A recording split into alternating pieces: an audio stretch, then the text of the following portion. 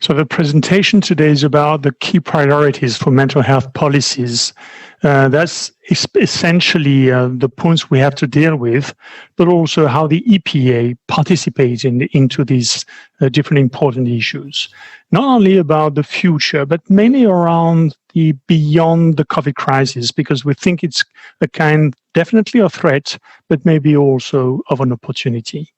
So for these mental health policies, we would like to provide a novel direction for the whole mental health field.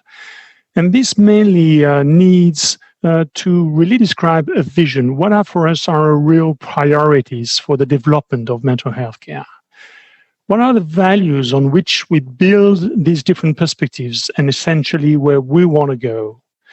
Also taking into account some specific principles that are for us so important that we build these visions on pillars that are important.